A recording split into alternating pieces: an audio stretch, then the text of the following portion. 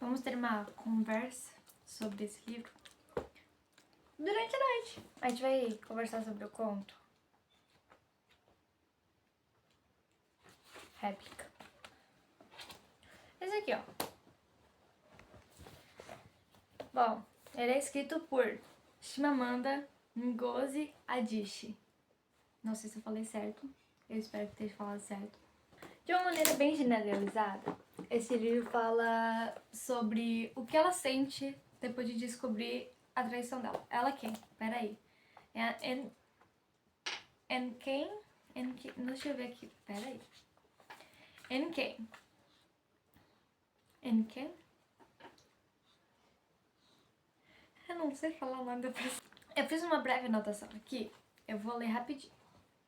Ela conta sobre sua vida com Obira, sua vida antes dele, como era ser pobre e como é viver nos Estados Unidos, além de contar a sensação de saber da traição e como se sente com o marido morando no outro lado do país. Eu fiz 3 interpretações desse livro. Normalmente quando tem algum trabalho, algum livro assim que é importante, tipo aqueles clássicos de Shakespeare, sei lá, qualquer coisa assim, eu sempre leio em 3 versões, podemos dizer.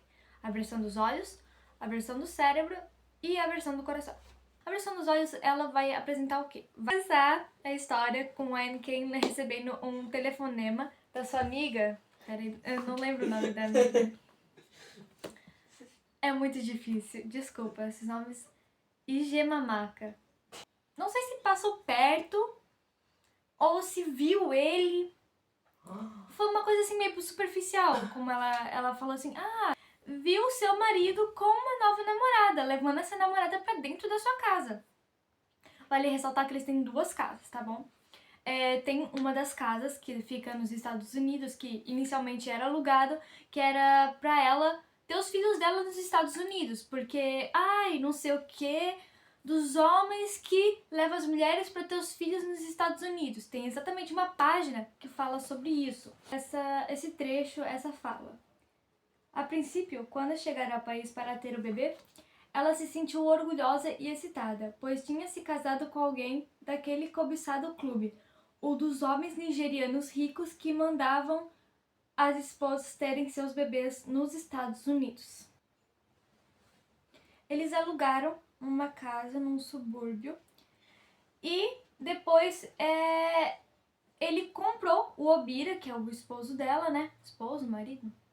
O Obira, que é o marido dela, ele decidiu comprar essa casa, que era alugada, sem o consentimento dela. Ou seja, ali já mostra a parte que a gente vai usar o cérebro para entender.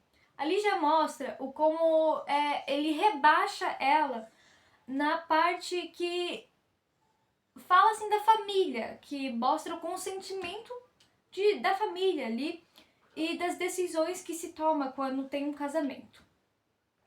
E depois, no livro, a personagem comenta que fazia parte de outro clube depois de ter comprado essa casa, né? Dos homens nigerianos ricos que têm casa nos Estados Unidos. Em nenhum momento cita mulheres.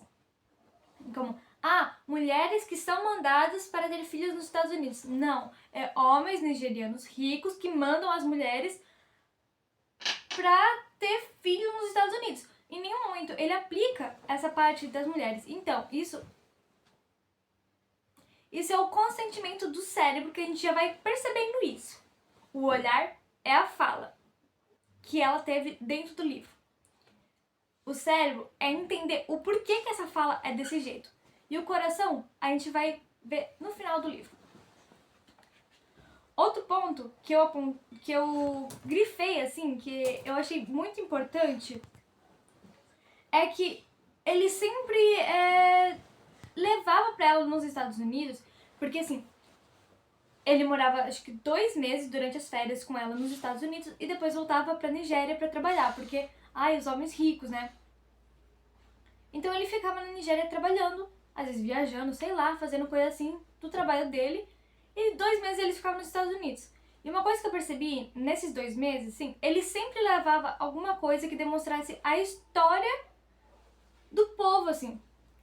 Um dos principais, eu acho, que aparece, um desses principais presentes que aparece nessa história é uma máscara do Benin, que ele sempre fica contando as histórias do porquê que ele tá trazendo aquilo pra ela. Deixa eu ver até se eu acho o trecho que ele fala isso pra ela.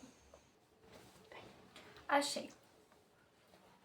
Uma das melhores réplicas, dissera Obira quando o comprara alguns anos antes. Tá falando da máscara do Benin. Disse que é uma das melhores réplicas dessa máscara. Contou que os ingleses tinham roubado as máscaras originais no século XIX durante o que chamavam de expedição punitiva. Contou que os ingleses gostavam de usar palavras como expedição e pacificação para descrever atos de matar e roubar. As máscaras eram consideradas espólios de guerra e eram exibidas em museus no mundo todo. Outro ponto que eu acho que é muito interessante ser comentado é que o Obira, ele não deixa, assim, não é que ele não deixa, mas ele não gosta que nos Estados Unidos, quem converse com pessoas que são brancas. Então ele literalmente contrata uma nigeriana, manda ela de avião para os Estados Unidos para ela servir de empregada doméstica na casa deles dos Estados Unidos. É como se fosse um medo. Eu não sei explicar. Mas o que o meu cérebro entendeu é que ele, tipo assim, quer evitar o máximo possível do contato com pessoas estadunidenses, porque eles são nigerianos. Então, como ela não sai de casa, meio que a Emachi se tornou sua única amiga, podemos dizer assim. Ela conta que, vez ou outra, elas abrem uma taça de vinho e bebem juntas, conversando. E no momento que ela descobre essa traição, ela fica muito revoltada. Não é tipo uma revolta, assim, mas tipo assim, uma tristeza emocional, pelo que dá pra perceber pela narrativa. Percebe que, apesar delas estarem ali como pessoas iguais, ainda ela impõe uma certa autoridade, uma autoridade que não tá muito presente na vida dela. Que o Obira liga pra ela. Ele só liga muito tarde pra ela. Sempre perguntando das crianças e tudo mais. Raramente perguntando se ela tá bem. Marquei aqui que eu escrevi assim, olha. Nem é muito influenciada pelas falas de Obira e faz tudo o que ele gosta.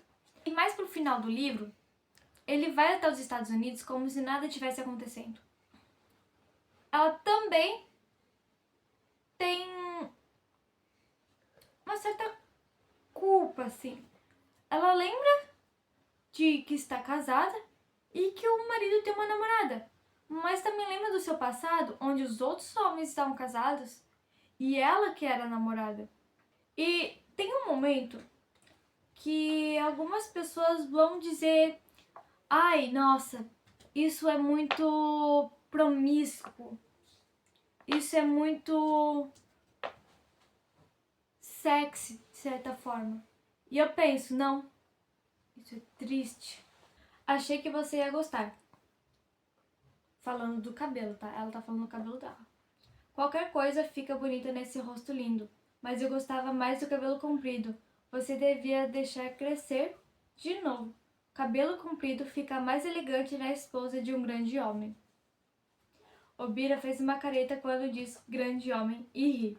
Ficou nu. Ele se espreguiça e nem observa a maneira como sua barriga pula para cima e para baixo. Nos primeiros anos, ela tomava banho com Obira, ficava de joelhos e o levava à boca, excitada por ele e pelo vapor que os envolvia. Mas agora, as coisas são diferentes. Nem ficou suave com a barriga de Obira flexível, mas pronta a aceitar. Ela o observava entrar no chuveiro. Nós podemos mesmo exprimir um ano inteiro de casamento em 2 meses de verão e 3 semanas de dezembro? Pergunta Nem. Podemos comprimir o casamento? Obira dá descarga com a porta aberta. O quê? Rapuba, nada. Venha tomar banho comigo. Ela desliga a televisão e finge que não ouviu. Pensa na menina de cabelo curto e encaracolado, perguntando se ela toma banho com Obira. Nesse trecho, o que o cérebro vai entender é uma coisa sensual.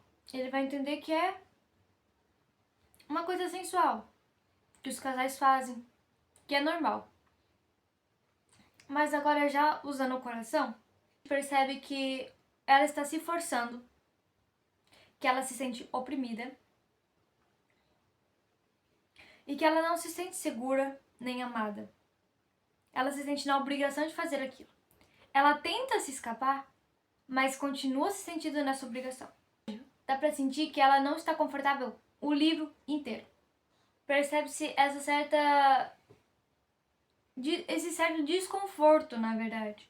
Durante o livro todo, o coração ele vai perceber que tem algo errado. Se você conseguiu compreender pelo menos 50% do que eu tentei passar sobre esse livro, convido você a ler Réplica no Seu Pescoço, Chimamanda Ngozi Adichie.